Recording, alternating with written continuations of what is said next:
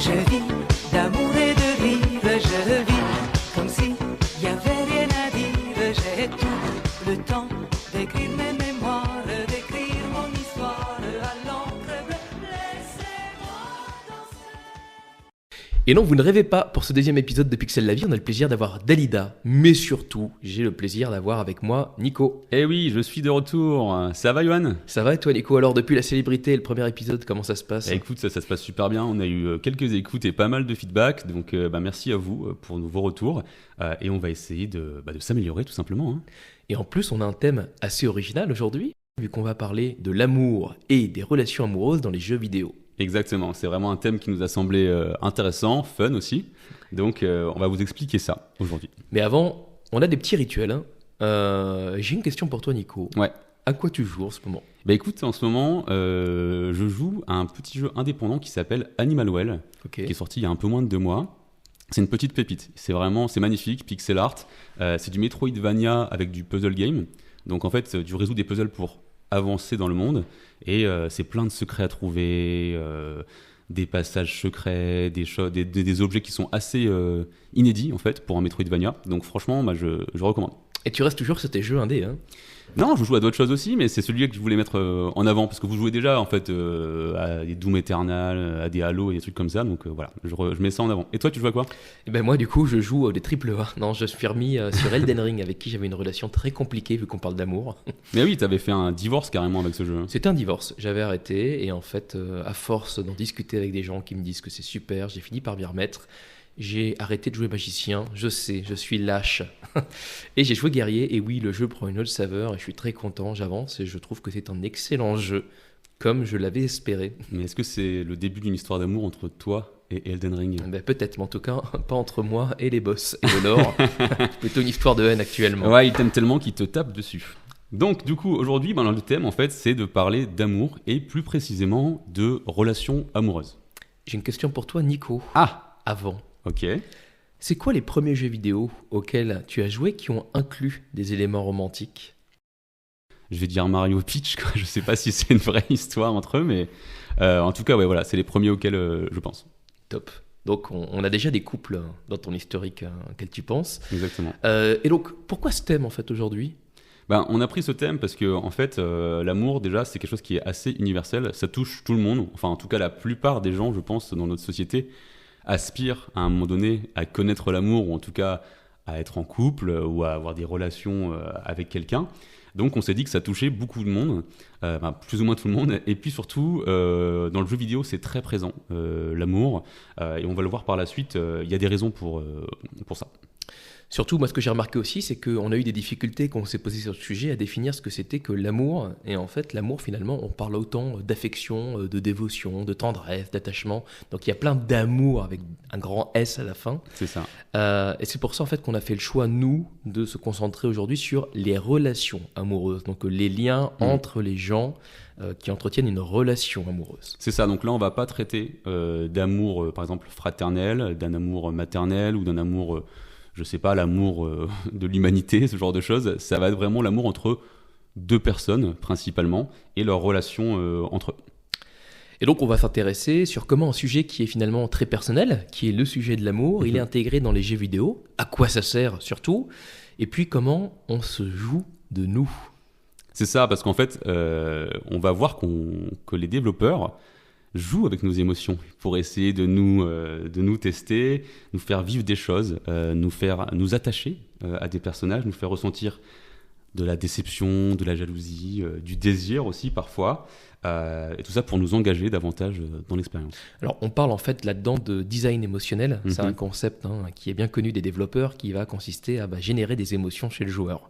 Toutes sortes d'émotions, nous on va faire un focus sur l'amour, mais on a la même chose sur de la peur, sur du rire, sur de l'attachement, sur toutes les émotions possibles.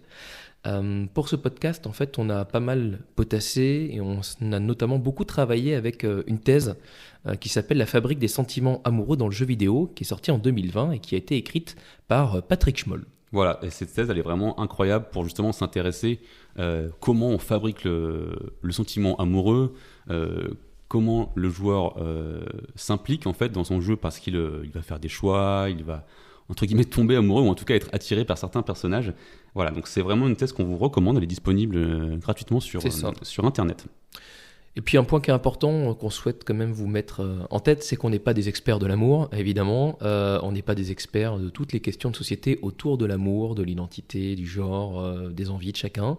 Donc on va être le plus neutre possible et le plus factuel sur ce qu'on va vous partager aujourd'hui. C'est ça. Après, on est un peu des experts de l'amour tous les deux, parce qu'on est quand même tous les deux en relation amoureuse, pas ensemble, mais oui, en parallèle. Voilà, donc et du coup d'ailleurs, toi, Johan, c'est quoi ton crush virtuel dans le jeu vidéo? Très bonne question. Le crush virtuel, donc est-ce que je suis tombé amoureux de quelqu'un dans le jeu vidéo virtuel? Amoureux, ou en tout cas, voilà, tu t'es dit, j'aimerais bien, pourquoi pas la rencontrer ou le rencontrer. Oui, alors en effet, dans mon cas, c'est là. En fait, je pense que dans Final Fantasy, il y a beaucoup de narration autour de l'amour et les personnages féminins sont souvent bien mis en scène, valorisés et bien écrits pour certains, et surtout très élégants, en tout cas dans mes critères à moi.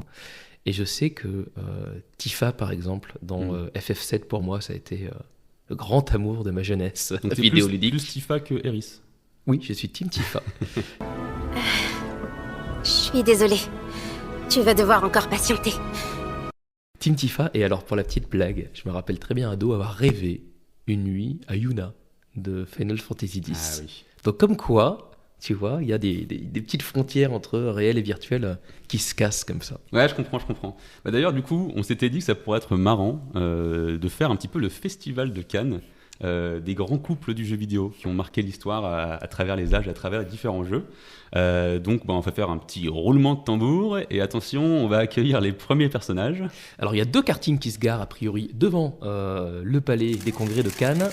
Je vois une robe rose, je vois une salopette bleue et on a le plaisir d'accueillir Mario et Peach en karting. Derrière, oui, ils arrivent en karting et tout juste derrière, on voit Epona qui arrive et sur son dos, on voit 2 personnages. On voit nos chers Link et Zelda, ils sont magnifiques.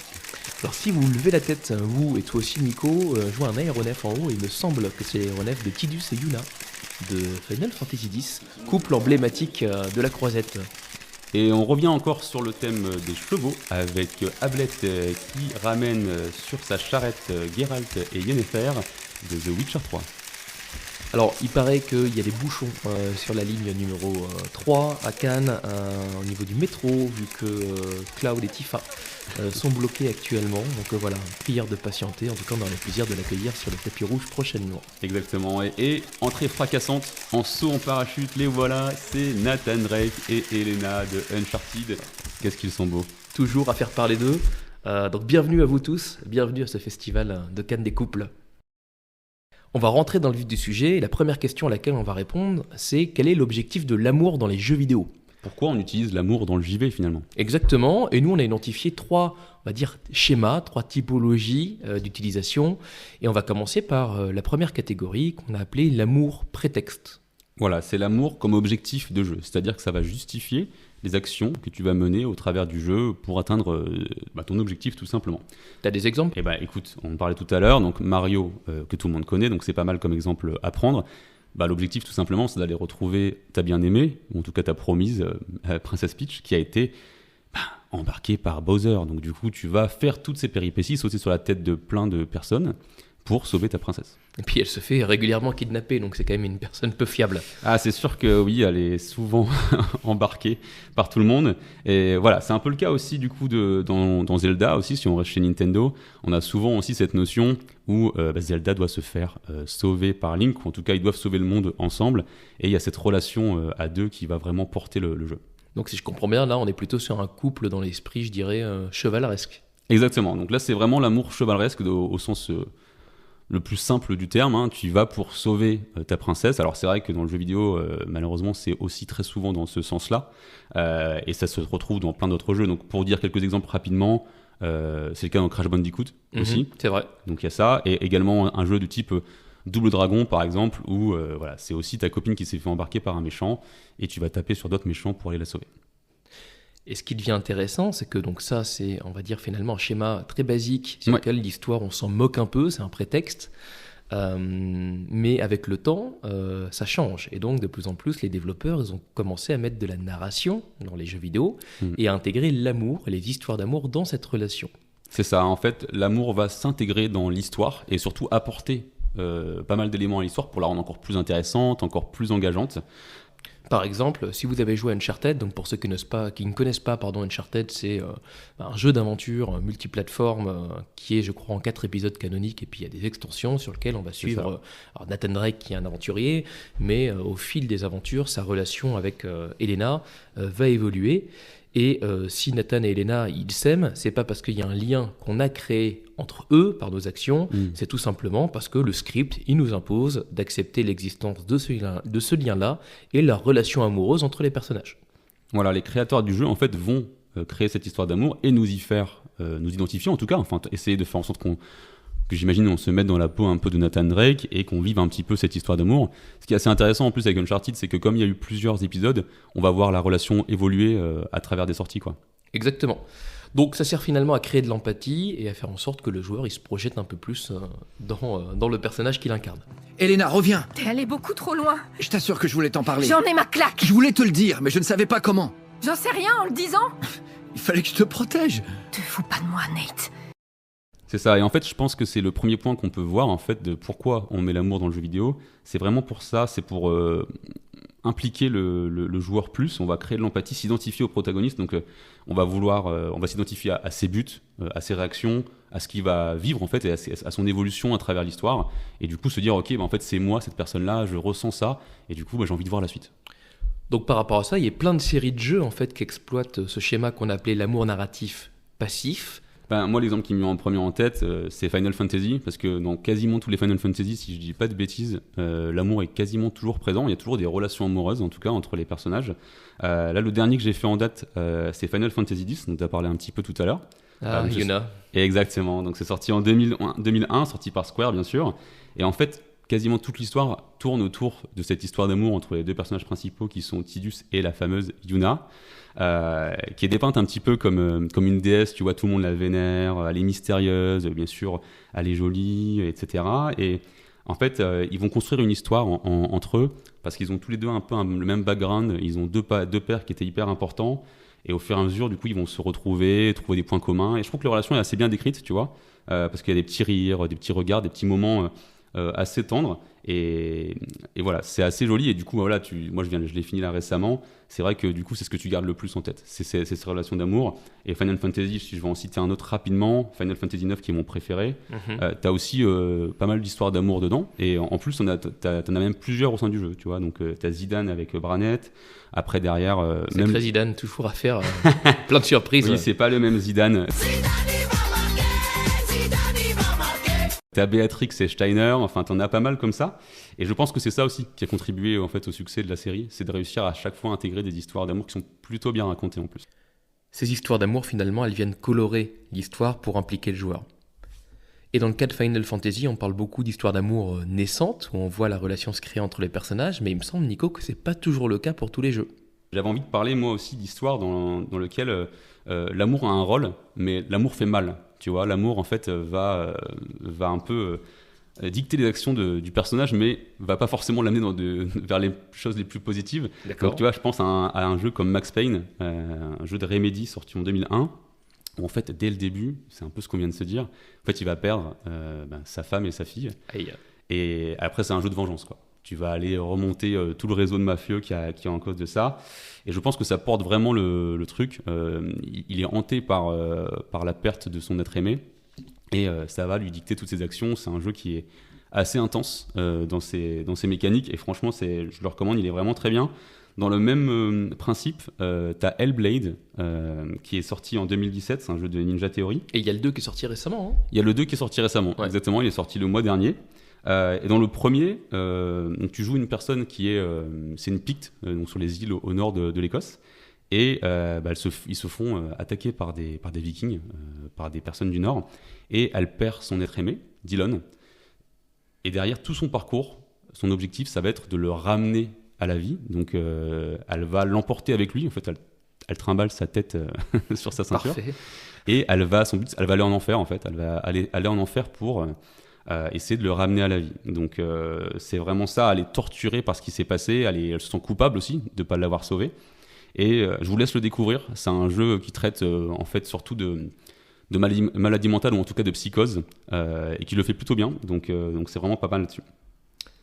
Top. Et c'est vrai qu'il y a pas mal de jeux en vrac qu'on peut citer qui parlent de ça, d'amour de manière générale et de relations. Shadow of the Colossus, par exemple, où on a ce binôme indissociable finalement entre les deux personnages principaux. Shadow of the Colossus, c'est intéressant parce qu'en fait, il pose la question de est-ce qu'on peut être prêt à tout par amour ? Parce que c'est un jeu où la personne, ton être aimé en fait, est décédé.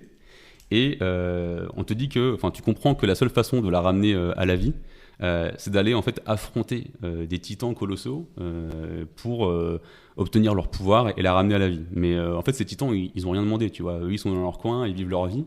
Et en fait, du coup, tu le fais parce que tu le fais pour elle.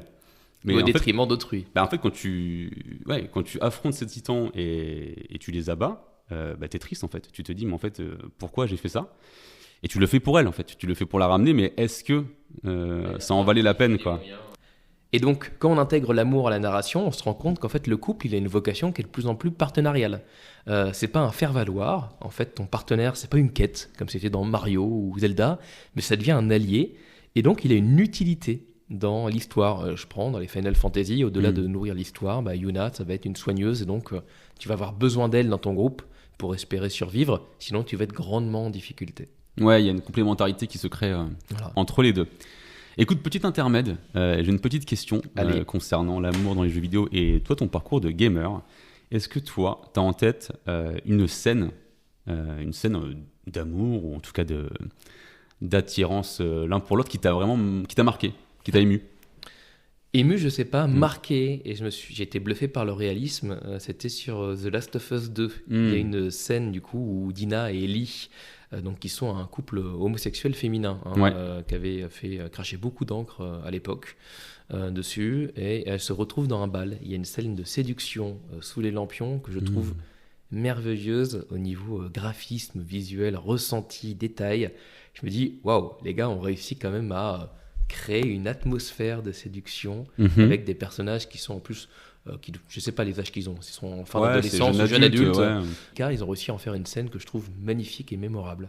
Trop bien, super. Ouais, c'est vrai que Naughty Dog, ils sont très forts pour ça, pour faire des très belles scènes cinématiques qui t'impliquent dedans. Okay, I have a very serious question for you. How bad do I smell? Troisième thématique qu'on a vue, donc si vous avez bien retenu, quiz pour vous, on a vu 1, l'amour prétexte, 2, l'amour narratif passif, le troisième sujet est donc Nico. L'amour narratif actif. Et qu'est-ce que ça change ? Ça change que cette fois-ci, les décisions qu'on va prendre dans notre couple vont avoir un impact dans l'histoire. Et dans le dénouement, dans les compétences, bref, ce n'est plus un prétexte. Oui, en fait, on ne te raconte plus une histoire, tu vas créer ta propre histoire. Tu vas avoir plusieurs options, de partenaires, la façon dont tu vas te comporter, etc. Et du coup, ça t'implique beaucoup. Donc toi, tu as joué à pas mal de jeux de ce type. Est-ce que tu veux nous en parler un petit peu ? Alors pas mal, je sais pas, j'en connais beaucoup. Il y a Dragon's Age Origins, il y a Baldur's Gate 3, il y a Mass Effect, il y a même dans The Witcher, on a aussi des relations avec nos partenaires d'histoire. C'est vrai que dans Baldur's Gate 3, tu as cette possibilité de te mettre en relation déjà avec n'importe qui. Et c'est pas quelque chose qui est facile, c'est quelque chose qui demande un investissement. Déjà. D'accord, c'est pas facile d'avoir une romance avec quelqu'un, quoi. Non, alors il y a des speedruns actuellement pour avoir des romances le plus rapidement possible, ça existe, sachez-le. Mais là, je trouve que non seulement les dialogues sont intéressants, les possibilités proposées sont énormes, parce qu'en fait on va avoir des romances différentes, et puis il peut y avoir des notions d'exclusivité, si on va se mettre en couple par exemple avec Lae'zel, mais qu'avant on était avec Ombrecoeur, eh bien je ne vais plus forcément pouvoir avoir accès au même choix avec Ombrecoeur.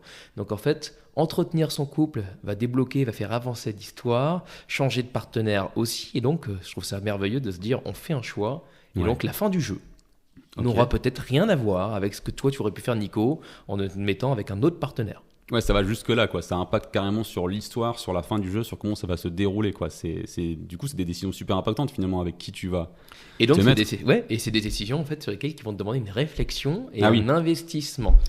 Est-ce que ça t'est arrivé des fois de te dire ok, en fait je sais pas quoi faire là, et du coup tu prends une journée ou deux limite pour te prendre tes décisions, quoi? Non, peut-être pas. Moi je me laissais quand même porter, mais je sais par exemple sur Baldur's Gate il y avait des des blogs, des forums où les gens exprimaient qu'ils sauvegardaient leur partie Ouais. avant de faire des choix parce qu'ils voulaient pas perdre leur relation. Alors, on fait un C'est peu de ça. spoiler, après on va vraiment rentrer dans l'emotional design, mais de se dire que, bah, oui, on s'attache à ces personnages virtuels, d'autant plus si on est en couple avec, et donc on a envie de les préserver. On a envie de les préserver et il y a aussi un autre élément qui était intéressant qu'on voyait là, c'était quelqu'un qui parlait de Dragon Age Origins. Mais d'ailleurs, pardon. c'est dans la thèse de Patrick Scholle. Exactement, donc en fait il s'intéresse au cas de Annika Warren qui en fait du coup avait beaucoup joué à Dragon Age Origins. C'est aussi un RPG où tu fais beaucoup de choix Ok. sur tes actions. C'est fait par BioWare, c'est 2009 Dragon Age Origins.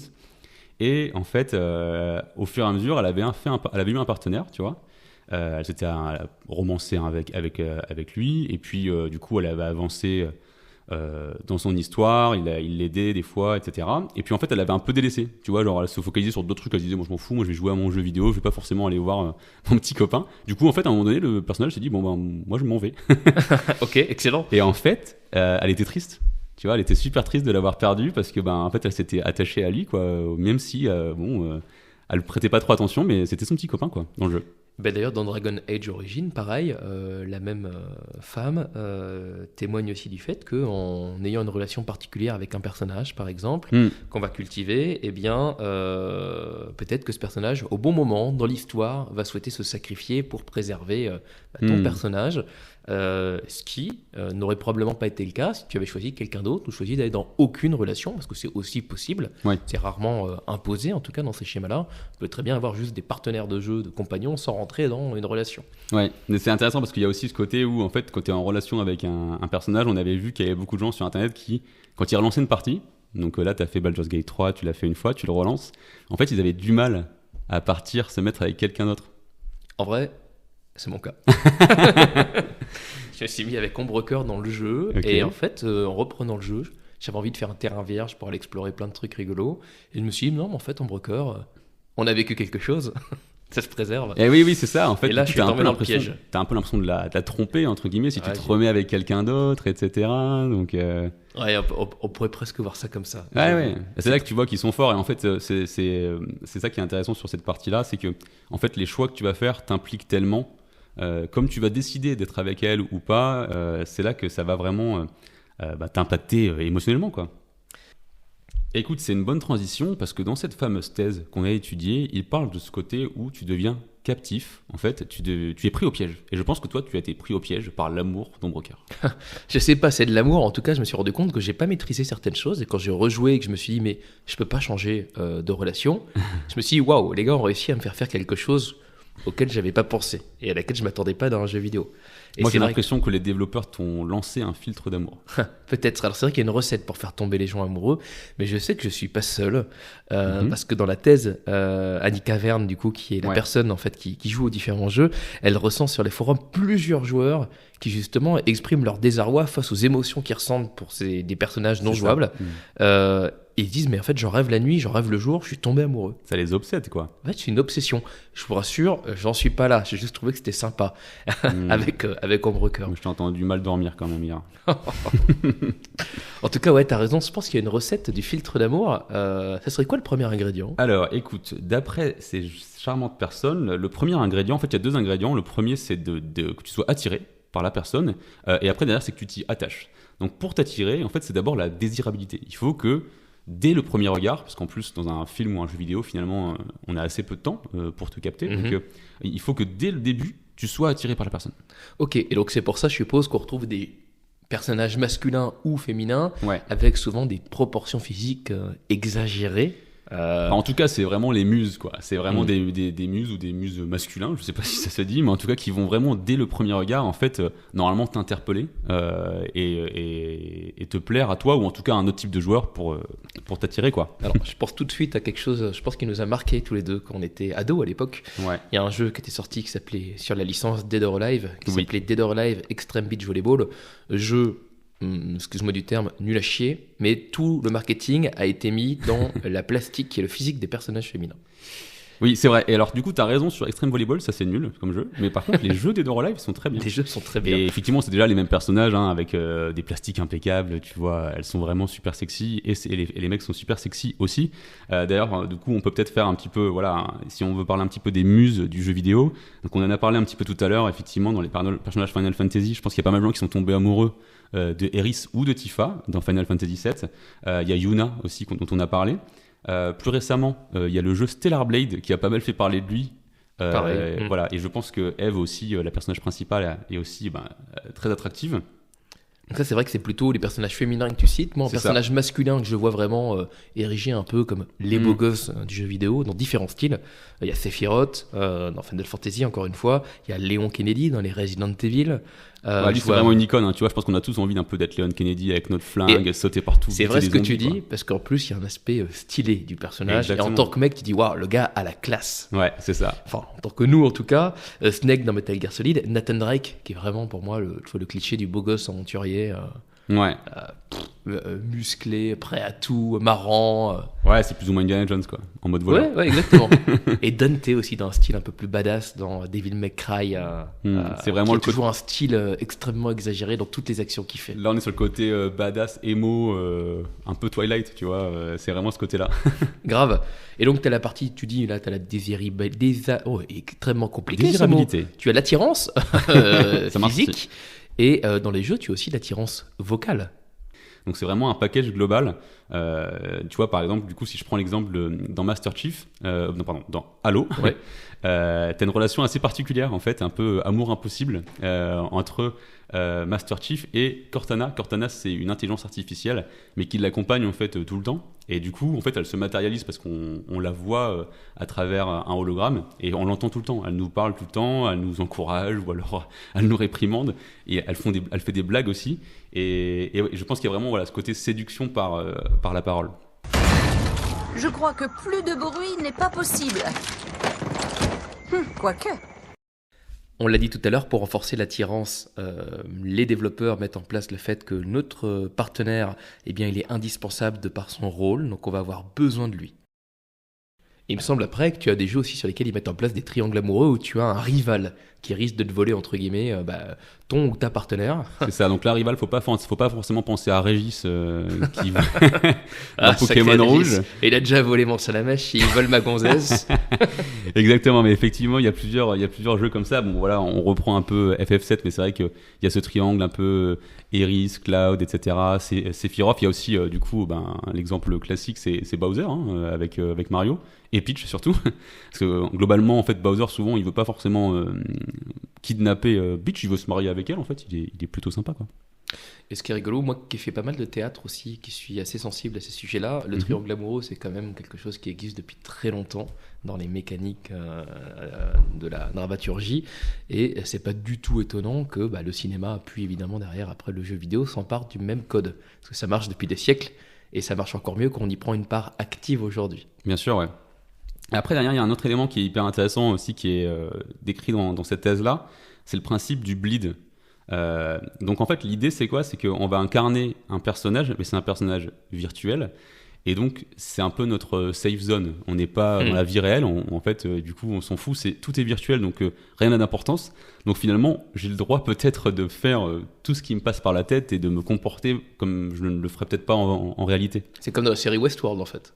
C'est exactement ça. C'est des gens qui vont dans des mondes, des mondes qui sont fake, qui n'existent pas vraiment, et en fait, malheureusement, alors dans Westworld, on fait surtout voir les côtés les plus horribles, j'imagine, de l'humanité, mais certes. Oui, c'est un endroit virtuel dans lequel tu peux aller et sans avoir de conséquences sur ta vie, t'exprimer et donc potentiellement te comporter d'une certaine manière avec des personnes ou avoir le droit de sortir avec une autre fille que ta femme ou un autre copain que ton mec, par exemple.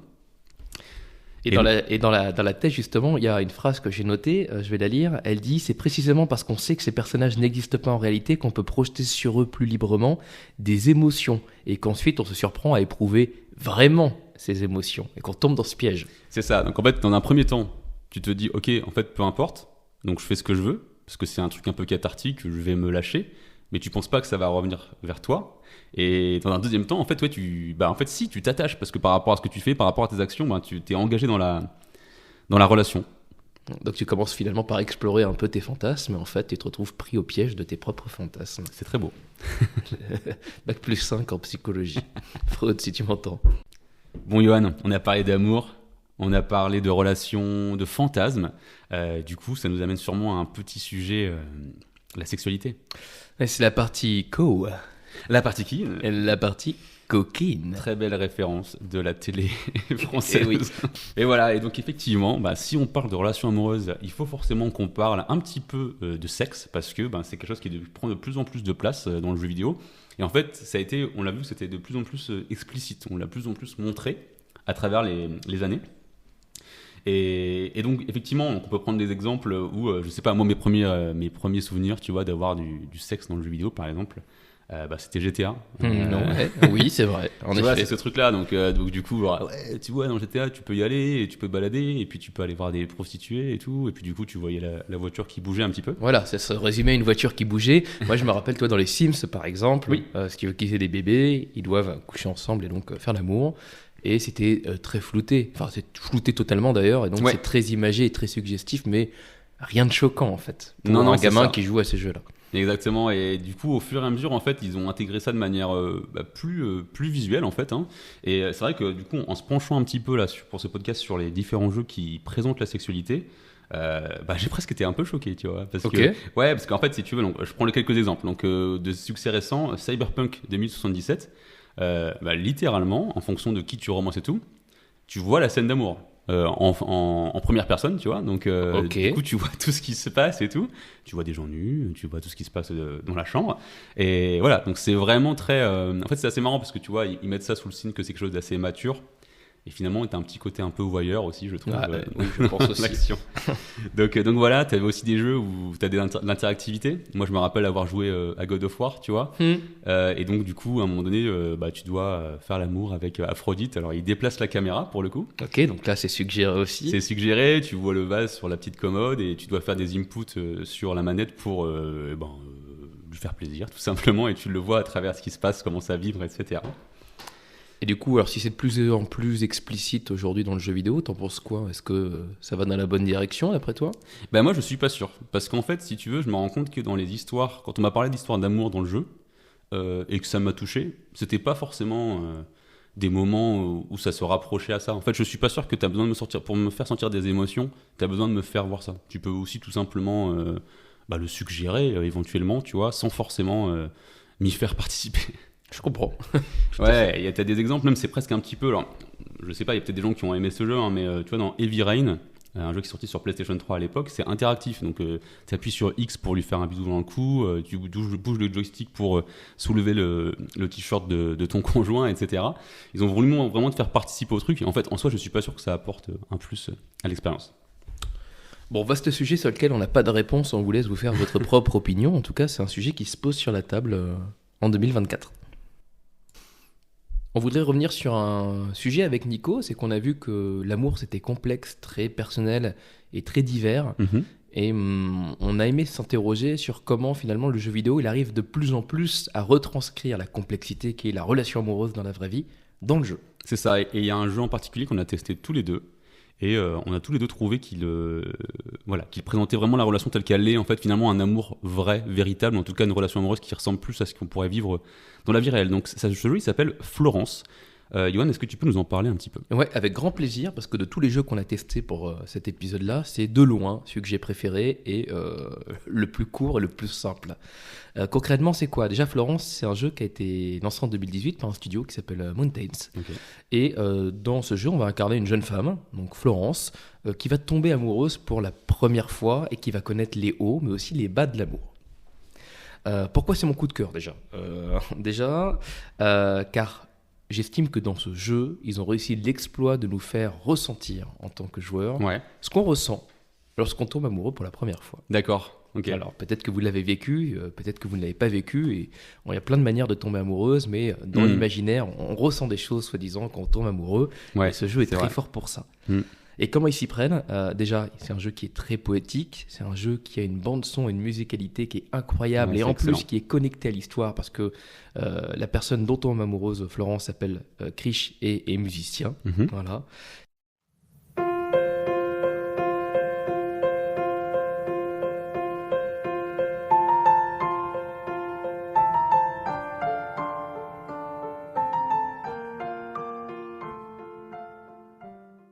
l'histoire, elle est romantique et le gameplay, il est hyper intelligent malgré le fait qu'on fait des actions simplistes. C'est ça. En fait, on accompagne la vie de Florence et du coup, on va réaliser des actions de sa vie quotidienne en fait. Donc, elle est comptable, donc du coup, tu vas remplir des fichiers avec des chiffres. Après, tu vas juste te laver les dents, tu vas liker des posts quand tu es dans le métro sur Instagram.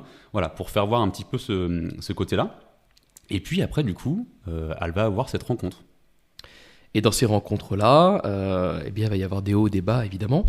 Et ce qu'il faut retenir, c'est assez compliqué à expliquer parce que c'est un jeu dans lequel finalement les choix, les actions qu'on fait n'ont aucun impact sur l'histoire. C'est scripté, on revient dans le schéma narratif passif dont on a parlé tout à l'heure. Mais si on ne fait pas d'action, l'histoire n'avance pas. On ne parle pas d'action de je clique pour dérouler un texte, on va avoir des actions de ranger, trier, cliquer, catégoriser. Et moi j'ai retrouvé là-dedans ce que j'ai ressenti la première fois que j'ai joué à la DS. Alors, on y a joué tous les deux avec Nico sur notre téléphone mobile à ce jeu-là. Il est aussi dispo, il me semble, sur PC ou sur d'autres plateformes. Ouais, je crois que tu peux jouer sur tout. Ouais, bon. Et en tout cas, je trouve que les actions à réaliser, c'est toujours des choses simples, mais c'est jamais redondant, c'est toujours très intelligent. Il y a une diversité d'actions à faire avec son simple doigt que je trouve incroyable. Bah, c'est surtout qu'en fait, les actions racontent une histoire, en fait. Donc, tu vois, donc, par exemple, des moments qu'on a trouvés assez impactants. T'as le moment où, pour la première fois, elle va aller chez lui, elle va aller chez Krish, et du coup, il va ranger sa chambre. En fait, il a envie de paraître clean, donc tu vas remettre en place le tableau, retirer des fringues, les mettre dans le sac à linge, etc. T'as aussi l'autre moment, tu sais, dont on a parlé. La discussion. C'est génial, ça. Voilà, donc en fait, en gros, on les entend. Je crois qu'il n'y a même pas de parole. Non, il n'y a pas de parole. Voilà, on les voit se parler, et en fait, la discussion est représentée par des formes que tu dois assembler un peu comme un puzzle. Et puis au début, ils se connaissent pas trop. Donc le puzzle, il est assez compliqué. T'as plein de pièces. Puis au fur et à mesure, tu vois qu'ils comprennent, ils arrivent à mieux se comprendre, ils se connaissent davantage. Et donc en fait, les pièces, elles sont de plus en plus faciles à imbriquer, jusqu'à ce que du coup, tu comprends que ça y est, ils sont sur la même longueur d'onde et ils sont ensemble, quoi. Voilà, c'est des petits détails. On vous conseille vivement d'y jouer, je pense, avec Nico, parce que ça nous a tous deux marqué. C'est très court, ça dure 1 heure, 1 heure et demie maximum. Ouais. Et c'est juste fabuleux. Ouais, je vais juste rajouter d'autres mécaniques qui bien m'avaient sûr. marqué, désolé, mais il y avait le moment où tu sais, où il emménage chez elle, par exemple. Ouais. Bon, du coup, je spoil un petit peu, mais c'est vrai que oui, mais c'est vraiment pas mal parce que ça fait comprendre pourquoi on peut te faire raconter une histoire d'amour sans forcément te faire voir des trucs très crus et en fait très forts par contre. Donc voilà, quand la personne, il emménage chez elle, elle va déménager quelques affaires et tu vas intégrer un peu de ses affaires. Et donc, du coup, voilà, ça crée tout de suite tu te vois à l'intérieur et tu te vois à travers leur relation. Ce qui sera intéressant aussi dans le jeu-là aussi, c'est comment ça se conclut. Donc ça, on va pas vous l'expliquer, parce qu'on a déjà pas mal parlé du jeu. On vous invite vraiment à le faire, mais on a trouvé justement que c'était une conclusion qui était intéressante. Pragmatique presque dans son approche du couple. Et puis comme tu le disais, en fait, toi, c'est des trucs que tu avais pu vivre et que tu avais l'impression de ressentir de nouveau, quoi. Donc, oui, exactement. En fait, on s'identifie très vite à ce personnage-là, et c'est très bien fait et très authentique dans son approche. Il y a d'autres jeux aussi qui approchent l'amour et la relation amoureuse dans ces angles un peu plus compliqués, parce que c'est pas facile en fait d'être en relation, d'être marié par exemple. Il y a le jeu It Takes Two, donc le jeu de l'année 2021 quand même. Donc c'est un jeu uniquement en coop, donc tu peux jouer avec soit un pote, soit avec ton conjoint, et qui traite vraiment de la séparation. Donc les deux, le couple bat de l'aile en fait. Ça fait des années qu'ils sont ensemble, et ils vont sûrement se séparer.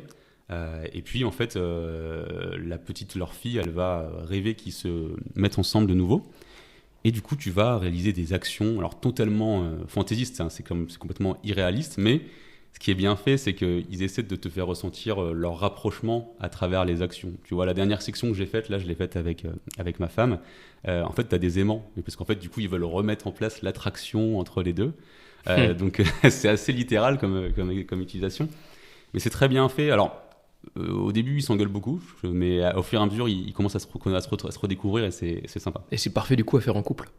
C'est parfait à faire en couple. Franchement, c'est vraiment très bien. Oui, peu importe la situation dans laquelle vous êtes, je pense que ça peut le faire. Oui, si vous êtes séparés, c'est plus compliqué à faire en couple. Peut-être que ça peut les aider à se remettre ensemble. Voilà, peut-être. Conseiller conjugal, n'hésitez pas à nous consulter. Autre sujet qui est assez dur et réel aujourd'hui, c'est l'adultère et l'infidélité. Et toi, tu as joué à un jeu qui est un gros concept, comme d'habitude, qui s'appelle Catherine Full Body. Exactement, donc j'ai testé ce jeu-là et on y a joué aussi un petit peu ensemble pour voir ce que ça donnait et te faire partager tout ça. Donc en récap, Catherine, c'est un jeu où on joue un mec, il a peut-être la trentaine, il est en couple avec sa copine depuis pas mal d'années. Qui s'appelle Catherine. Et il est, tu vois, lui, tu sens que il a envie de rester là où il en est, ça se passe bien, il n'a pas forcément envie qu'il y ait de changements et tout ça. Elle parle de mariage, ça le fait flipper et tout. Et il retrouve souvent ses potes à boire des coups au bar. Et en fait, un jour, il se réveille et il y a une fille à côté de lui, et c'est pas sa copine, c'est une autre fille. Du coup, tu comprends qu'en fait, ça y est, il est un petit peu tombé dans l'adultère, quoi. Et le soir, il va faire des cauchemars où il va se retrouver dans une sorte de purgatoire pour expier ses péchés, expier ce qu'il a fait. Et du coup, ça se traduit par des sortes de puzzle games. T'as une sorte de puzzle game et en fait, tu retrouves plein de gens dedans, ils sont tous en mouton. Ok. Et en fait, tu retrouves que les infidèles. T'as que des infidèles, c'est vraiment le purgatoire des infidèles. Donc voilà, et en fait, il joue sur le côté, t'as ce côté triangle, parce qu'en fait, il va y avoir 3 personnages qui s'appellent tous les 3 Catherine. Évidemment. Et là, tu peux faire des choix pour le coup. Donc, est-ce que tes choix vont influer plutôt sur je reste avec ma copine quand même, je suis pas un connard, ou alors est-ce que du coup, tant pis, en fait, je vais aller voir avec un tel ou un tel. Donc voilà, c'est un jeu qui est assez perché. Bon, c'est un jeu japonais assez intéressant. Et puis il est très beau aussi.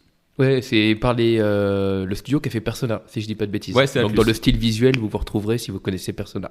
Exactement, ouais, c'est ça. Autre sujet aujourd'hui autour des couples, c'est finalement les orientations sexuelles, l'homosexualité, la partie LGBTQ+, etc. Non, mais c'est une bonne chose, tu vois, parce qu'en fait, voilà, il faut représenter tout ça. Tout le monde doit pouvoir s'identifier au sein des jeux vidéo, et donc donner la possibilité, c'est très très bien, et on a vu quelques exemples.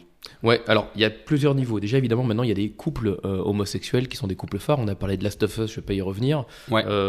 Toi, il me semble que tu avais joué à. C'est quoi C'est un jeu qui s'appelle Gone Home. C'est ce qu'on dirait un peu un walking simulator en fait.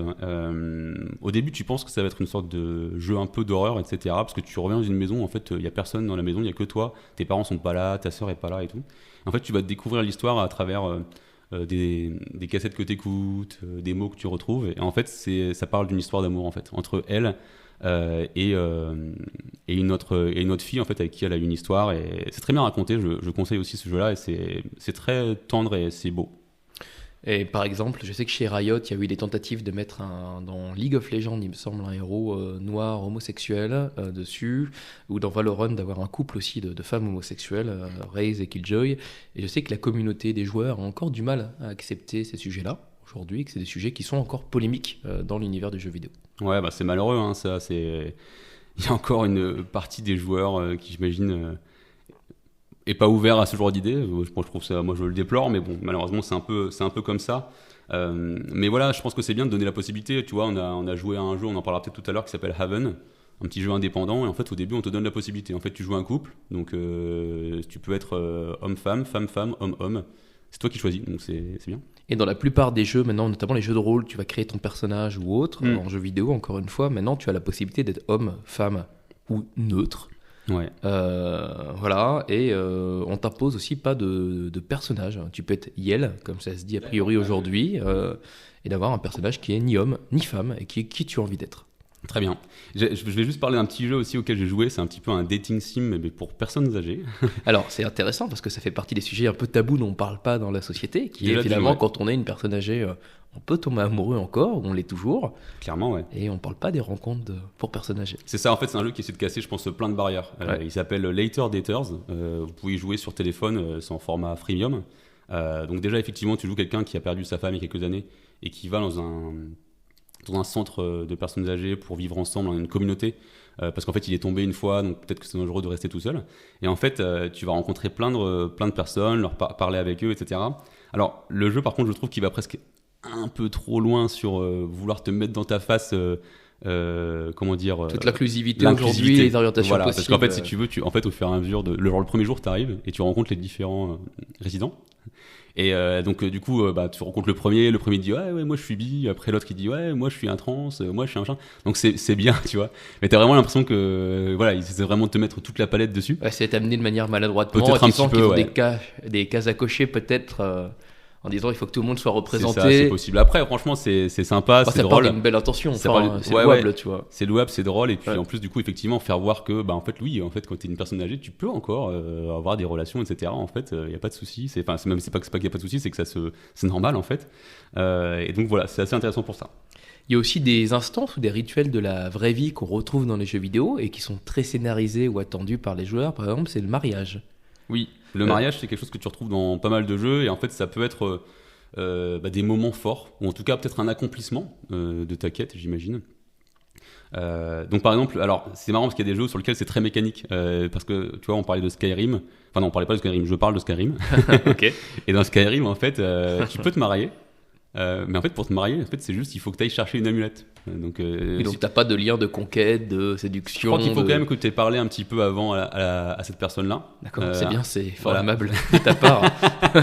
C'est ça, donc t'as parlé un petit peu avec elle et tout, ça va, tu vois, t'as fait des quêtes avec. Et puis, à un moment donné, tu récupères une quête, je crois même qu'une amulette, tu peux soit l'acheter, soit la récupérer d'une autre manière. Et une fois que t'as l'amulette de Mara, et tu peux choisir de te marier avec qui tu veux. Donc voilà, c'est très mécanique comme action. Mais t'as d'autres jeux, t'as Dragon Quest, t'as Fable, Ouais. Fable qu'on dit chez nous. C'est ça, ouais, dans Fable, je pense que c'est un peu, ouais, c'est ça aussi, tu peux te marier, je sais plus si tu peux avoir des enfants. Mais ouais, c'est à ce moment-là où tu peux faire ça. C'est un jeu qui te laisse le choix de manière souvent très binaire. Et Dragon Quest 5, c'est le 5 en particulier, où il y a ce mariage. C'est un jeu que j'aime beaucoup, et en fait, lui, il est assez intéressant parce que, pour le coup, c'est un moment fort du jeu, le mariage. Pourquoi ? Parce qu'en fait, tu vas vivre plusieurs phases de ta vie. Donc au début, tu es un enfant, donc tu vis des aventures un peu de gamin, quoi, avec une copine, avec une petite fille et tout. Et après, plus tard, tu te retrouves plus âgé, et tu rencontres différents personnages, et à un moment donné, tu vas devoir te marier, t'as pas le choix. Et en fait, du coup, tu as le choix entre 3 personnes pour le coup. Donc tu as Bianca, qui est ton amie d'enfance, t'en as une autre qui est un peu une princesse, etc. Et une autre qui est plus un peu une allumeuse, entre guillemets. Tu vois. Ouais. Donc tu choisis un petit peu qui tu préfères. Voilà. Et donc du coup, c'est un moment qui est important parce que ça va conditionner ce qui va se passer par la suite, parce que pour le coup, à chaque fois, elle commente ce que tu fais. Donc voilà, donc c'est très sympa. Et j'ai remarqué que dans les simulations, dans les jeux qui se passent plutôt dans les années 2000, le téléphone, qui est quand même un outil aujourd'hui qu'on utilise tous au quotidien, est intégré notamment pour alimenter la relation amoureuse, pour recevoir des messages de ton conjoint ou éventuellement ton date potentiel. C'est un média qu'on retrouve dans le jeu vidéo. Bah forcément, parce qu'aujourd'hui, au final, comment tu dates avec quelqu'un, souvent, aujourd'hui, ça se fait souvent par les applications, donc ça se fait souvent par ton portable. Alors après, tu vas peut-être passer sur du SMS, mais tu es peut-être d'abord passé sur Tinder, Appen, etc. Et en fait, le mouvement de dating, ça date pas des portables, ça date d'il y a très longtemps avant. Et donc, du coup, c'est devenu tout un grand pan du jeu vidéo. Donc, on a voulu s'intéresser, nous, à ces types de jeux. Qui sont pas du tout des jeux auxquels on joue d'habitude. Pas trop, non. Effectivement, c'est des trucs auxquels on n'a pas trop joué tous les deux, mais du coup, on s'est prêté l'exercice pour voir ce que ça donnait. Le tout premier, en fait, de ce qu'on a trouvé, le tout premier référencé, en fait, il s'appelle DocuSay. Je m'excuse pour ma prononciation. C'est un jeu qui a été développé au Japon, c'était en 92. Donc tu vois, c'était encore les débuts un peu, quand même. On était des bébés, quoi. Exactement, on avait 2 ans, on pouvait pas trop y jouer, enfin peut-être même toi un peu moins. Donc c'est quoi DocuSay en fait? T'es un mec, un étudiant, tu vois. Pendant 1 mois, le mois de juillet, t'as travaillé pour accumuler un peu d'argent, donc t'as un petit pactole. Et puis le mois d'août, tu veux te faire plaisir, donc en fait tu veux profiter de ton été et tout, et surtout, t'aimerais bien te draguer et avoir des histoires avec pas mal de filles en fait, de ton village, de ta ville. Du coup, ton objectif c'est ça, c'est simplement de te déplacer dans la ville et puis d'aller rencontrer des filles, leur parler. Alors t'as celle qui elle travaille chez un fleuriste. T'en as une autre, elle travaille dans une pharmacie. L'autre, elle travaille pas, elle s'entraîne pour son concours de sport. Tu peux aller voir l'infirmière de l'école aussi, ou alors des professeurs de l'école. Et en fait, en fonction de ce que tu vas répondre, etc. Donc là, pour le coup, tu as des choix de réponse un petit peu. Et du coup, ça va faire en sorte que tu vas aller plus loin ou pas. Ouais. En fait, je pense qu'il faut qu'on précise quelque chose qui est finalement les visual novels. Ouais. Qu'est-ce que c'est ? C'est quoi ? C'est des romans. On peut dire c'est des romans visuels, c'est ça, de manière littéraire. Et en fait, donc, c'est principalement des romans sur des histoires amoureuses. Et comme l'a expliqué Nicolas, on va faire des choix qui vont orienter nos affinités avec des personnages et on va espérer se mettre en couple avec le ou les bonnes personnes. Et Yoann, est-ce que tu veux que je te raconte un petit peu mes conquêtes aventures, mes conquêtes, ouais. Ah, bah, allez, soyons Donc ce fous. jeu-là, il y a un remake en fait qui a été fait, je crois que c'est sorti en 2020 ou 2021. Donc du coup, il est un peu plus joli, t'imagines qu'en 92. Certes. Alors, du coup, bah écoute, à travers mes pérégrinations, j'ai eu 3 conquêtes, du coup. La première, je suis pas trop fier, c'était la voisine. Ah non, Nico, si, on avait dit pas les voisines. la voisine qui est en couple, mais son mari revient rarement et tout. Donc du coup, elle s'est pas mal attachée à moi, petit étudiant en vacances. Dit-il Et en se donc- grattant sa grosse barbe. Et du coup, effectivement, j'ai été un peu plus loin avec la voisine. D'ailleurs, elle avait des remords après. Ah, ok. Voilà. Après, du coup, il y avait une autre fille. Alors, elle était mal dans sa peau, tu vois, un peu étudiante et tout. Et du coup, c'est pareil. Elle a fini au fur et à mesure. Je sais pas si je lui ai donné confiance en elle et tout, mais elle a voulu se montrer à moi. Donc, on a fait des petites choses ensemble aussi. Et puis, la dernière, alors, c'était parce qu'en fait, je suis allé dans un salon de massage japonais. Et puis, je l'ai revu après à l'extérieur et tout ça. Donc voilà, donc vous avez compris, c'est un jeu très intelligent. Mais moi, je me pose des... Enfin, toi, ça me fait réagir ce que tu me dis, parce que c'est-à-dire que là, tous les cas que t'as, c'est des cas qui sont un peu borderline. Enfin, je sais pas si c'est le mot, mais tu as la voisine, du coup, qui est infidèle, tu as l'étudiante perdue que tu viens sauver, et tu as le salon de massage avec ces clichés éventuels derrière. Alors c'est peut-être parce que j'ai choisi les options les plus simples aussi. Parce que je crois que tu avais d'autres filles avec qui tu pouvais sortir, mais ça prenait genre plus de temps. Fallait que tu les vois plein de fois et tout sur plusieurs semaines. Enfin après, t'as que 30 jours du coup pour rencontrer Ah les oui, filles. d'accord, il y a quand même... Mais oui, t'as raison, c'est vraiment. T'as ce côté de Bleed du coup. Enfin, tu vois, c'est en fait, c'est un jeu vidéo, donc je peux faire ce que je veux, je peux draguer n'importe qui, etc. Bon, voilà. Donc c'est un jeu très libidineux, mais qui représente bien un petit peu par où ça a commencé les dating sims. Et en réponse à ça, justement, et c'est pas plus mal, il y a le mouvement des otomés, qui sont finalement des visual novels à destination des femmes ou des jeunes femmes. Oui. Et typiquement, le premier qui est sorti, qui s'appelle Angélique, qui est sorti en 94, donc peu C'est ça. de temps après. Je sais pas si c'est une réponse à ça. Bon, on a l'impression En tout cas, un peu quand même. Hein. C'est un jeu qui a été fait pour les femmes, par les femmes. Voilà. Oui. Et avec un point aussi qui est particulier, dans tous ces jeux un peu visual novels, généralement, vous allez incarner, alors si vous êtes sur des otomés, donc des jeux pour filles, une jeune fille, mais relativement classique, de par son apparence, de par ses goûts, bref, de manière à ce que tout le monde puisse s'identifier à elle. C'est ça, ouais. Et alors, aujourd'hui, il faut savoir qu'en France, on a une entreprise qui est une des leaders, en tout cas, qui est réputée pour la qualité de ses visual novels, qui s'appelle B-Move. Et le jeu le plus connu, ça vous dit peut-être quelque chose, s'appelle Amour Sucré. Et ça compte, accrochez-vous, 121 millions de joueurs. Ouais, c'est énorme. En fait, finalement, on voit que ce type de jeu a pris une place très importante dans les jeux de mobile. Et toi, en plus, tu t'es prêté à l'exercice sur Amour Sucré. Oui, et j'ai très vite lâché l'affaire parce que je suis pas du tout cœur de cible. Je vois ce que c'est, parce qu'en effet, j'avais beaucoup de clichés d'a priori sur comment ça fonctionnait. J'en sais un peu plus. Mais oui, j'ai un nombre d'actions limité. Un peu, il y a un système monétaire derrière. Oui. Où en fait, tu es limité par nombre d'actions par jour, D'accord. éventuellement. Et tu peux recharger un peu plus vite si tu avances dans tes histoires. Mais voilà, je suis pas cœur de cible. Aller dater des gens virtuellement, c'est pas mon univers. En revanche, c'est joliment fait. Et ça fait plaisir de dire que c'est français. En plus, c'est un jeu qui évolue pour s'adapter à la demande, en fait. Je crois qu'il C'est étoffe ça. son catalogue. C'est ce qu'on était allé voir, en fait. Du coup, ils ont décliné sous plein de formats différents. Et en fait, t'as un peu l'impression qu'ils veulent s'adresser à différentes populations en fonction de ce qui te fait le plus kiffer. Donc, t'as un truc sur la mode. T'as un truc, je crois que tu joues des sorcières. Oui, c'est ça. J'en ai vu sur des vampires. Donc bref, choisissez l'univers heroic fantasy, science-fiction ou real life, comme ils disent, et puis lancez-vous dans des conquêtes amoureuses. C'est ça. Et moi, en fait, si tu veux, je pense qu'on avait fait un peu le parallèle où, tu vois, moi, le jeu que j'ai testé, ça ressemble presque plus à un livre assez cru, tu vois, un roman, par exemple, que tu lirais où on te parle de relations où l'objectif à la fin, c'est surtout de faire l'amour. Ok. Ouais. Alors que peut-être que les otomés, c'est peut-être un peu plus un roman d'amour, tu vois, où on va te raconter une histoire, ça va prendre du temps et tout. Et voilà, je pense que c'est aussi pour ça que ça plaît, ça fait rêver, tout ça, tu vois. Donc, du coup, c'est quelque chose qui prend beaucoup de place. Et alors, par contre, effectivement, dans ces otomés, en tout cas, otomé, je ne sais pas si c'est un otomé, mais c'est non défini. c'est non défini, on est tombé encore sur une pépite comme on aime bien les trouver. Alors, si on vous a déjà dit dans la vie que vous étiez un pigeon, sachez que pour le jeu Hatoful Boyfriend, c'est une énorme qualité. C'est un compliment. Puisque dans ce jeu-là, en fait, on va incarner une héroïne, une jeune étudiante, qui est la seule humaine acceptée dans la prestigieuse école de Saint-Pigeonnation. Et Saint Pigeon Nation, c'est une école dédiée aux oiseaux exceptionnels. Donc vous êtes la seule femme parmi une ribambelle d'oiseaux, principalement des pigeons. Et vous allez devoir trouver l'amour de votre vie. Et oui, c'est ça. Donc, vous allez battre des ailes. Non, mais c'est vrai on a regardé ça, incroyable. Donc, du coup, voilà, t'es au sein de l'école, tu parles à des pigeons, tu auras des histoires d'amour avec des pigeons. Tu peux choisir quel pigeon t'intéresse le plus. Alors, franchement, quand on en reparle, je me dis, qu'est-ce qu'on est allé voir ce truc? On est là pour ça, Johan. On explore pour les gens les bas-fonds, tous les jeux vidéo possibles qui sont disponibles sur le marché. Voilà.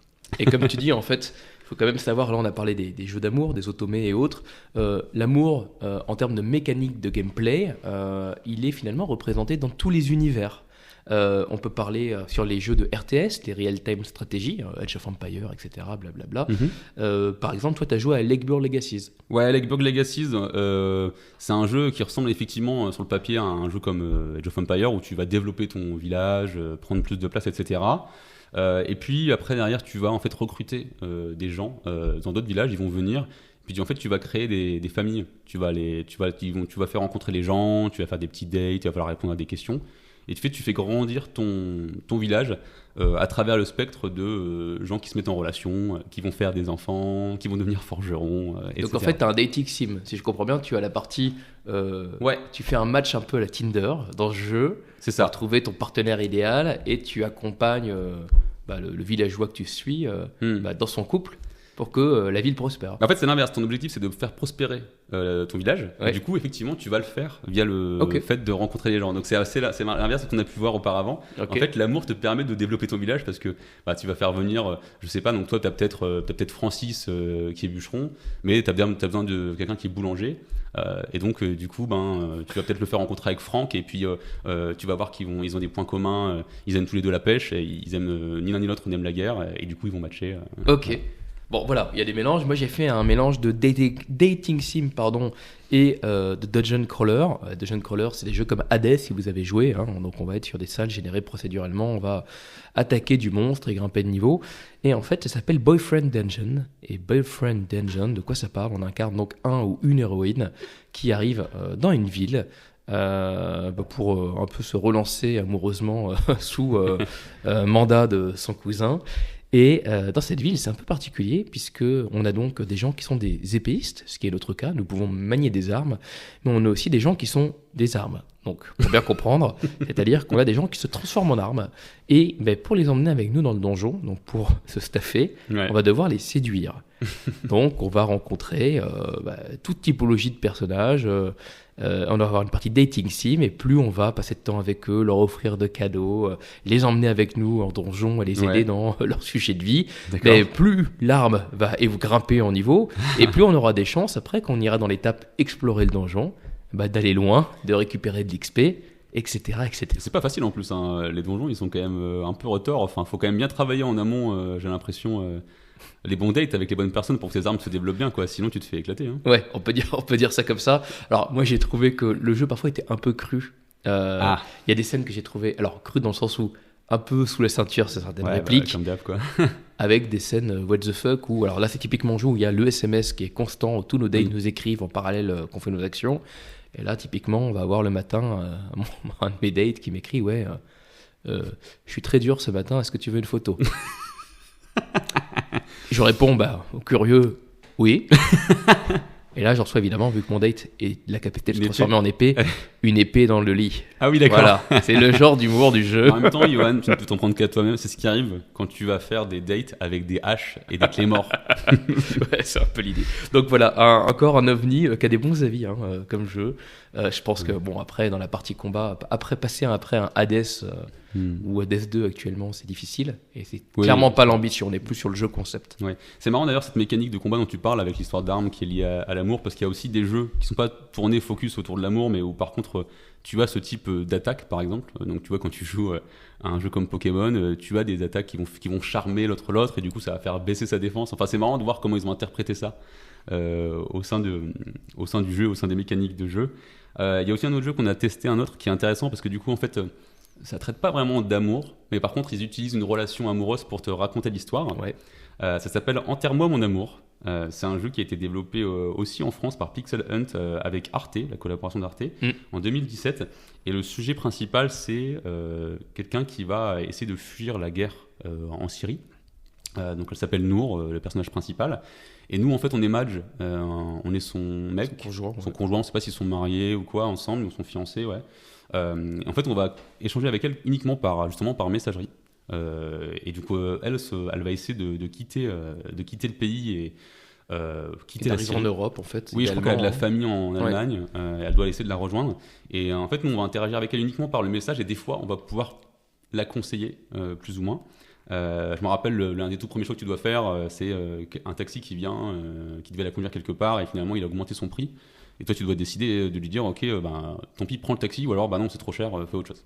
Et là, c'est un jeu sur lequel, presque expliqué par les développeurs, les choix que tu fais vont avoir une répercussion sur la fin. On l'a fait tous les deux, on n'a pas la même fin d'histoire, parce qu'on a fait des choix différents. Et vous voyez qu'il y a une collab avec Arte, c'est quand même un jeu qui est axé autour de la sensibilisation sur des sujets politiques. C'est ça. Voilà, donc là, on est vraiment sur, du point de vue d'une personne qui doit quitter la guerre et qui doit rejoindre l'Europe clandestinement. Comment ça se passe ? C'est basé sur une histoire vraie en plus, ce truc. En fait, à la base, c'était une fille justement qui avait vécu une expérience similaire. Et en fait, ils avaient voulu, ça les avait touchés, en fait, ils avaient voulu retranscrire ça. Et donc, ils se sont dit, on va faire un jeu narratif comme ça, qui est accessible à tout le monde et qui va raconter l'histoire. Et effectivement, tu es au cœur du truc, donc tu vois un peu les horreurs de la guerre, tu vois les médecins en plus. Donc, à un moment donné, elle se retrouve à aider les gens dans un hôpital. Après, plus tard, elle se retrouve bloquée à une frontière. C'est que moi, j'ai pas eu ça. Tu vois, typiquement. T'as pas eu ça, toi ? Non, pas du tout. Ah d'accord, voilà. Vous voyez, on s'était pas concerté avant, on n'a pas du tout vécu la même histoire. Alors moi, je crois qu'elle a fini, comment on appelle ça, réfugié politique en Suède, je crois. Moi, j'allais bloquer quelque part en Europe de l'Est, mais elle en tout cas était pas en Allemagne. Bulgarie, je crois. En Bulgarie, moi, exactement, c'est ça. Donc voilà, donc c'est assez marrant parce qu'en fait, c'est pas du tout le thème principal, c'est pas du tout l'amour. Par contre, effectivement, à travers ce qu'ils ressentent aussi quand même, tu vois, parce qu'il a peur pour elle. À travers leur conversation de couple. Ouais, à travers leur conversation de couple, tu ressens quand même ce qui se passe et voilà, donc c'est plutôt pas mal. Moi, je vous invite quand même à le tester. De toute façon, ça prend pas trop de temps. Et il y a un gameplay que je trouve assez chouette. Enfin, moi, j'ai moyennement accroché avec le jeu, on en a parlé. En revanche, il y a un gameplay que je trouve cool, qui est de dire, en fait, donc c'est une application mobile qui se joue sur son mobile, et en fait, l'application essaye de représenter en temps réel les déplacements de la personne. Et donc, on va recevoir des SMS virtuels, mais finalement, une fois que la personne, je sais pas, elle va prendre le taxi pour aller quelque part, le jeu s'arrête. Et donc, on va recevoir un SMS 6 heures plus tard qui va nous dire « Je suis arrivé ». Oui, c'est ça. En fait, tu peux pas jouer le jeu en une traite, c'est impossible. En fait, il va se jouer un peu en temps réel, donc tu vas revenir tout le temps de temps parce que tu as une notification de Nour qui t'a écrit, quoi. Voilà. Donc, concept à essayer. Alors, on a rencontré beaucoup de personnes virtuellement, mais moi, tu vois, j'en ai un petit peu marre. J'ai envie de casser le 4e mur et qu'on aille dans le monde réel, qu'on rencontre des vraies personnes. C'est bien ce que tu dis, Nico, parce que je pense que en tant que gamer, les gens qui sont gamers aujourd'hui, ils cherchent peut-être des partenaires qui partagent cette même passion-là. Donc évidemment, se rencontrer dans un jeu vidéo, ça permet déjà d'avoir un premier atome crochu qui est la passion du jeu vidéo. C'est ça. Et en plus, on a la chance car en France, si on regarde les chiffres des syndicats des éditeurs de logiciels et de loisirs, qu'on appelle CEL, rien à voir avec Dragon Ball. Tu es une créature inoffensive, tu ne fais pas le poids. On a 51% d'hommes et 49% de femmes qui jouent aux jeux vidéo. Donc on a une quasi-parité. Mais il faut se dire qu'en France, ça nous fait à peu près 16 millions d'hommes et de femmes qui jouent aux jeux vidéo, qui peuvent être amenés à se rencontrer. Et on a pu voir, en fait, on a regardé un petit peu, et en fait, finalement, c'est une histoire qui est assez récurrente. Il y a des gens, alors je vais dire pas mal de gens, mais je ne sais pas si ça se compte non plus en milliers, mais il y a des gens qui se sont rencontrés par leur passion commune, par le jeu vidéo. Et en fait, souvent, on se rend compte quand même, ça tourne beaucoup autour de jeux en ligne, et souvent des MMORPG. Pourquoi ? Il y a plusieurs raisons à ça. La première, c'est que tu passes beaucoup de temps, du coup. Je pense que quand tu joues à des jeux en ligne comme ça... Si tu joues à WoW, tu en as pour quelques années. World of Warcraft, je pense que c'est une des meilleures applis de dating. On va voir ça tout de suite. Tu passes pas mal de temps dessus. Et en plus de ça, tu as aussi ce côté où en fait, tu as besoin des autres dans ces jeux-là. Souvent, je sais plus si on appelle ça... t'es des clans. Des clans, ouais. Des clans, des hordes. T'es des guildes et t'es ensemble. Et donc, du coup, si tu veux aller... buter de l'orque ou des trucs comme ça, peut-être que toi t'es un mage et que tu vas avoir peut-être besoin d'avoir un tank ou un guerrier ou un soldat, et donc ça va être complémentaire d'aller chercher d'autres personnes. Donc ça t'oblige, si je comprends bien, à aller contacter ces personnes-là dans le jeu, vu que c'est des jeux, pour ceux qui connaissent pas, avec des systèmes de chat sur le côté, pour trouver des partenaires dans le jeu, donc c'est une occasion de discuter. Ouais, c'est vrai, t'as raison. En fait, finalement, le jeu t'incite à le faire. Ouais, c'est clairement ça. C'est clairement ça. Donc, du coup, ce qu'on constate, c'est quoi? C'est que voilà, les gens vont aller sur Internet, ils vont d'abord commencer à jouer ensemble, et puis en fait, derrière, peut-être qu'ils vont commencer à se parler, etc. T'étais allé voir, toi, sur les forums de Battle.net, je crois. Ouais, alors Battle.net, pour ceux qui connaissent pas, c'est les forums, enfin, c'est le site Battle.net qui est dédié aux jeux de l'univers Blizzard, les Diablo, les StarCraft, les WoW, D'accord, Hearthstone, etc., Hearthstone et autres. Et donc, en effet, dans les forums, il y a plein de déclarations un peu d'amour, ou de messages d'amour, ou de nostalgie sur des moments vécus dans le jeu autour de la relation. C'est beau tout ça. Et on a identifié quelques petits témoignages. Toi, tu avais noté le témoignage de Bérangère et Arnaud, je crois. C'est ça, Bérangère et Arnaud qui se sont rencontrés sur WoW. Alors je vais utiliser quelques verbatim de leur part. Donc on se retrouvait comme ça régulièrement, plusieurs fois par semaine, pendant plusieurs heures. Et quand on joue 5 à 6 fois par semaine avec la même personne, elles deviennent comme une seconde famille. Et en fait, ils ont fini par se rencontrer et vivre ensemble. Voilà, on a d'autres situations comme ça. Donc il y a aussi un couple de Singapour qui a beaucoup joué à Diablo 3 ensemble. Et au fur et à mesure des parties, les deux joueurs se sont rapprochés, de fil en aiguille, ils se sont mis ensemble. Et en fait, c'est assez génial. C'est ça, ils sont allés jusqu'au mariage ensemble et ils ont poussé le bouchon jusqu'au bout. En fait, ils ont fait, pendant leur mariage, ils étaient déguisés et ils ont fait du cosplay Diablo. Les photos sont super sur Internet où tu vois les deux qui se marient, qui prennent des magnifiques photos de couple ensemble dans leur tenue de Diablo. Non, mais en plus, quand tu es éditeur, comme Blizzard, tu dois te ravir de ce genre de choses. Ça te fait une publicité énorme pour ton jeu. Mais c'est pas la publicité qui l'intéresse, c'est juste l'amour des gens. Ils veulent juste les rendre heureux. C'est comme ça que je vois le monde du jeu vidéo. Bien sûr, et surtout Blizzard. Dalida, si tu nous entends. Tu es toujours là, Dalida? Oui, merci. Dalida aurait joué au jeu Blizzard, je pense. Oui, je pense. Si elle était là elle aujourd'hui. est tank. Donc c'est quelque chose qui lui aurait plu. Et je voulais te poser la question, Johan, est-ce que toi, tu connais des gens qui se sont mis ensemble à travers le jeu vidéo? Alors, pas indirectement. Je t'explique, je viens de mes potes. Alors, Quentin, si tu m'entends, je m'excuse si c'est approximatif comme histoire. Et en fait, lui, il jouait à je ne sais plus quel jeu en ligne, à MMO, en tout cas, c'est sûr et certain. Et en fait, il y a eu une convention qui a été organisée en fait, entre les gens de sa guilde. Et il a rencontré là-bas, je sais plus, la mage de son clan, en fait, qui était donc une femme dans la vraie vie.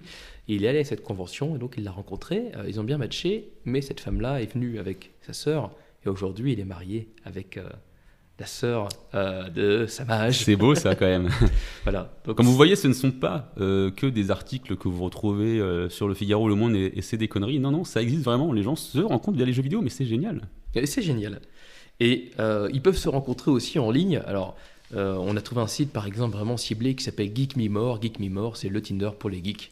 Voilà, très clairement. Site de rencontre. Vous êtes geek, vous avez cette passion, rencontrez-vous. Je ne sais pas si ça marche, mais voilà, en tout cas, il y a un marché. Messieurs, mesdames, si vous êtes célibataire et que vous cherchez l'âme sœur, allez sur Geek Me More. Exactement. Et donc, si de toute façon vous n'arrivez pas à rencontrer quelqu'un, parce que ça peut arriver, on sait que c'est pas facile toujours le marché du célibat. Eh bien, ce n'est pas grave, parce qu'il existe une solution. Il existe Love+. Et Love+, c'est quoi? C'est un jeu qui va vous permettre d'avoir une petite copine ou un petit copain virtuel. Et la particularité du jeu, par rapport aux autres dating sims classiques, où l'objectif étant d'aboutir à une relation et d'être en couple avec la personne, c'est pas du tout pareil. C'est le début de l'aventure. C'est-à-dire qu'on a cette première étape, mais une fois que je suis en couple avec la personne, l'histoire commence. Ouais, alors que souvent, effectivement, les jeux se finissent dans les automés, etc., par la conquête de la personne. Mais là, en fait, non. En fait, elle vous accompagne. C'est-à-dire que tous les jours, en fait, vous allez vous connecter. Alors, c'était sur DS, c'était sur, c'est sur 2009. DS, Je me demande s'il n'y a pas un équivalent téléphone aujourd'hui sur smartphone. Mais oui, tous les jours, en fait, tu vas te connecter, tu vas voir les messages qu'elle t'envoie, tu vas vouloir la contacter, lui dire des choses sympas, etc. Un peu comme un Tamagotchi ++, quoi. Exactement, c'est clairement un Tamagotchi. On peut le rapprocher aussi de Her, donc il faut se dire qu'on a sa petite amie virtuelle tous les jours qui nous écrit. Sorry, Her. Et au Japon... C'est un film. Oui, je sais. Oui, non, mais je le dis pour l'audience. S'ils ne connaissent pas le film Her. Excusez-moi. Vous voyez, on ne s'entend pas avec Nico. C'est pénible de travailler dans ces conditions. Et ce qu'il faut savoir, c'est qu'au Japon, il y a eu des vrais phénomènes d'addiction et de société par rapport à ça. Et on a même un Japonais qui a fini par se marier avec sa copine virtuelle de Love+. Il y a des vidéos du mariage avec le bisou qui sont disponibles sur Internet. On vous recommande vraiment d'aller sur YouTube et de taper Love+ Wedding. Et voilà, il a trouvé la perle. Il a trouvé la perle, cet homme, et il embrasse une Nintendo DS sur scène. Donc voilà, donc ne perdez pas espoir. Love Plus est là pour vous accompagner et vous apporter ce réconfort, cet accompagnement à travers la vie. Mais tu vois, tout ça, chez moi, Nico, ça génère une question, parce que je me dis, on a vu qu'on peut nous faire tomber amoureux de personnages virtuels, et je me dis, mais finalement, est-ce que l'amour, c'est pas artificiel ? Eh bien écoutez, on va vous laisser sur cette question ouverte pour la suite, parce que c'est la fin de notre podcast.